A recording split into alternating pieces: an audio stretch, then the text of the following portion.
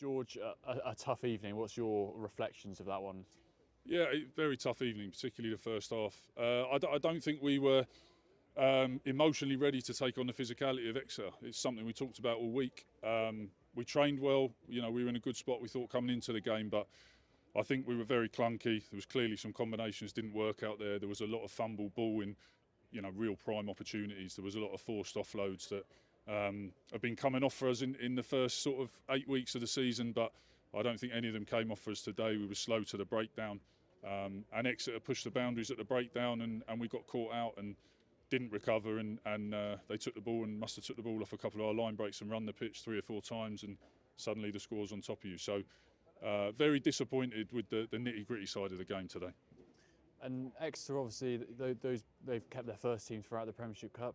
A lot of boys coming back into the team today. Do you think there was an element of rustiness from that reflected from both sides, I guess, that Exeter are a little bit fresher?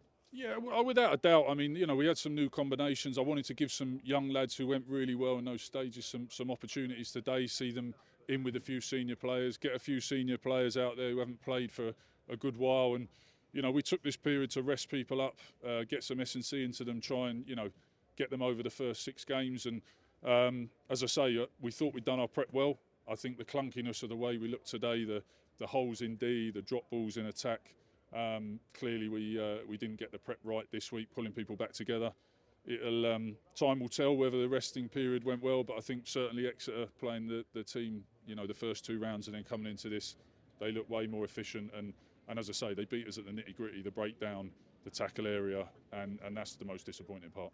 And does the second half make it a little bit more disappointing in the sense that it felt like we managed to match the intensity a little bit better in the second half, and obviously Exeter didn't score in that second period, which is only compounded by the amount of tries conceded in the first half? I think we looked like a different team in the second half. We didn't look particularly silky or anything. We were still making the same mistakes with ball in hand, but our defence, suddenly we were dominating in collisions. We were working hard at the breakdown.